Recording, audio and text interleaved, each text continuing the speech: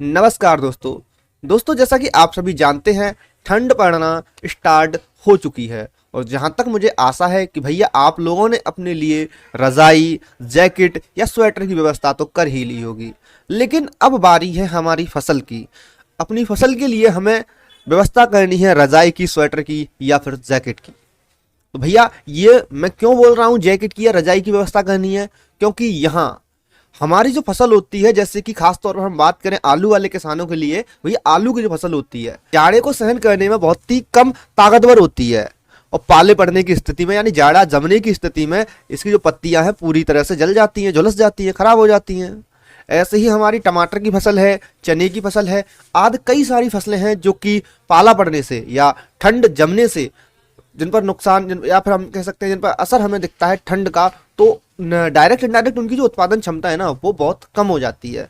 हमें जो उत्पादन चाहिए होता है वो नहीं मिल पाता है। तो ऐसी कंडीशन में हमें क्या करना है, ये जो चुनौतियां हमारे सामने आ रही हैं, हम इन चुनौतियों से कैसे निकल के आएंगे, तो भैया ये वीडियो पूरी इसी पर होने वाली है। एक कह सकते हैं आप लोग कि एक एडवाइजरी वीडियो है, जिससे मैं आपको सलाह दे रहा हूँ भैया सर्दियों में अपनी फसल की आप लोग देखभाल कैसे करोगे। तो बस इस वीडियो को अंत तक देखते रहिएगा। यदि आपकी आलू की फसल है, चने की फसल है, टमाटर की है या अन्य कोई भी फसल है जिस पर आपको सर्दी की जो कुछ इफेक्ट है वो देखने को मिलते हैं, यानी पाला पड़ा, तो भैया वो खराब हो सकती है, नष्ट हो सकती है। ऐसी कंडीशन आपको दिख रही है अपनी फसल की, तो बस इस वीडियो को देखते रहिए। तो दोस्तों सबसे पहले हम बात करते हैं, यदि सर्दियां जमती हैं यानी पाला पड़ता है, ठंड जमती है, तो फिर भैया हमें क्या नुकसान देखने को मिलेंगे।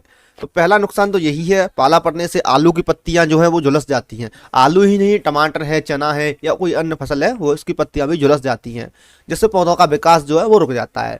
ठंड के कारण आलू की ग्रोथ रुक सकती है, अन्य कोई फसल है आपकी उसकी ग्रोथ रुक सकती है। उत्पादन क्षमता घटेगी। जब पत्तियां खत्म हो जाएंगी, फॉलिएज खत्म हो जाएगा भैया, तो भाई जो न्यूट्रिएंट बनने चाहिए थे वो कैसे हमारे पौधे को मिलेंगे। तो भैया सिंपल सी बात है, उत्पादन क्षमता तो घटेगी, ठीक है। मिट्टी में जो नमी होती है वो भी जम जाती है, साथ ही हमारे मिट्टी से जो पोषण हमारे पौधे एब्जॉर्ब कर रहे थे वो भी उनमें जम ही जाता है, बंद हो जाता है, एक तरह से उनके छिद्र होते हैं मृदा के, उनमें जम जाता है। ऐसे ही हमारी पत्तियों के अंदर जितना भी रस प्रेजेंट होता है, जितना भी जूस कंटेंट है, चाहे वो क्लोरोफिल हो या अन्य कोई पिगमेंट हो, तो भैया वो भी जम जाता है ठंड के कारण। जिससे सिंपल सी बात है भैया, अगर आलू की जो आलू है या कोई और अन्य फसल है उसके अंदर अगर चीज़ें जमेंगी, तो भैया उसके अंदर जो बेन्स है ना, उनके अंदर जो नसें हैं, मांसपेशियां, वो खराब हो जाती हैं, वो अकड़ जाती हैं, फिर हमारे पौधा नष्ट हो जाता है, खराब हो जाता है। अब देखो पाला पड़ चुका है, उसके बाद हमारी फसल हमें कैसी दिखेगी। अब देखो नॉर्मल सी बात है, पाला पड़ चुका है, मैंने तो आपको पहले असर बताया कैसे हमें दिखेंगे, सिम्टम्स बताएंगे भैया क्या होगा अगर पाला पड़ेगा तो, ठीक है। अगर पाला पड़ चुका है तो फिर हम पहचान कैसे करेंगे भैया बाकी ये चीज़ जो है पाले की वजह से, सर्दी की वजह से ही हुई हैं। तो देखिए पत्तियां मुरझा जाएंगी, काले या भूरे रंग के आपको धब्बे जो है पत्तियों पर दिखेंगे। साथ ही पौधों का विकास जो है अचानक से रुक जाएगा। सुबह के समय पौधों पर आपको बर्फ जैसे क्रिस्टल भी दिखाई देंगे। तो ये तो कुछ पहचान है कि भैया सर्दियां जो है जमने लगी हैं या फिर पाला जो है पड़ने लगा है, पड़ चुका है, ठीक है। अब इसके बाद बात करते हैं कुछ उपायों की, जिससे आप इस पाले की स्थिति में अपनी फसल को बचा सकते हैं। तो पहला तरीका तो यही है, पाला पड़ने की संभावना जैसे ही आपको लग रही है, देखो पाला कब पड़ता है, एक दिन पहले यदि जोर की हवा चली है, तो पत्तियां जो है उल्टी हो जाती हैं, उल्टी पत्तियां हो जाती हैं, ज़्यादा जमता है उल्टी पत्तियों पर, ज़्यादा जमता है ज़्यादा। तो इसीलिए आपको जब लगता है कि भैया हवा जोर से चल रही है आज, तो फिर आपको आज शाम के समय उसमें या दोपहर को इरिगेशन दे देनी है, हल्की हल्की सिंचाई कर दीजिए। जो नॉर्मली हमारे भराव होते हैं आप उनमें पानी छोड़ दीजिए, ठीक है। इससे हमारे पौधे मतलब जो हमारे खेत है ना उसमें गर्मी बन जाती है, तापमान बढ़ जाता है हमारे खेत का, जिससे पाला पड़ने की स्थिति में हमारी फसल जो बच जाती है, ठीक है। तो आपको ये काम जो है इससे कर सकते हैं, इससे जाड़ा जो है आपके खेत में नहीं जमेगा, इससे आपके खेत का तापमान जो है वो बढ़ जाता है। इसके अलावा आप धुआं कर सकते हैं अपने खेत में जो भूसा होता है, या फिर आप जो बाजरे का मतलब जो जिसे बूलरा बोलते हैं वो होता है, या लकड़ियाँ होती हैं, या कोई भी ऐसी वस्तु है जिससे आप धुआं कर सकें कंडों से, तो धुआं कर सकें ना, ऐसी व्यवस्था कीजिए अपने खेत में। 3-4 कोनों पर जितने भी 4 कोने होते हैं बीच में रख दीजिए, 5-6 जगह आपको वहाँ पे धुआं कर देना है, ठीक है। आग जो है आपको वहाँ पर सुलगा करके रख देनी है, जिससे आपके खेत का तापमान जो है एकदम स्थिर रहेगा ना, मतलब जो है कम नहीं होगा, खेत का तापमान बढ़ेगा ही, ठीक है। तो इससे क्या होगा कि आपके खेत में जब गर्म हवाएं चल बन जाएंगी, तापमान बढ़ जाएगा, तो ठंड फिर जमेगी नहीं, ठीक। इसके अलावा आप कवरिंग कर सकते हैं, लेकिन कवरिंग करना इतना पॉसिबल नहीं है एक बड़े स्तर पर सभी किसानों के लिए।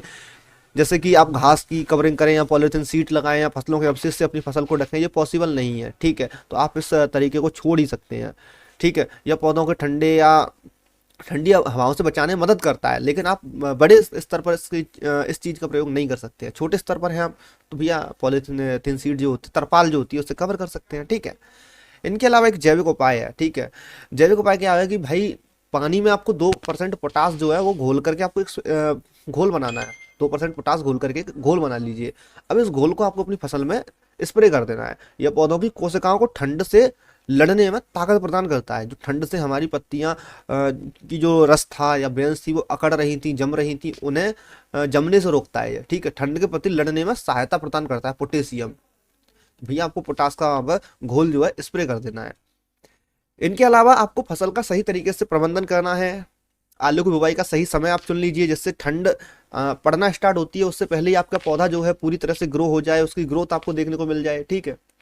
इनके अलावा आप जल्दी पकने वाली कुछ किस्में होती हैं, जैसे कि कुफरी पुखराज है, कुफरी चंद्रमुखी है, ऐसी किस्में हैं, जल्दी पक जाती है, जल्दी तैयार हो जाती है, आप इनका इस्तेमाल कर सकते हैं।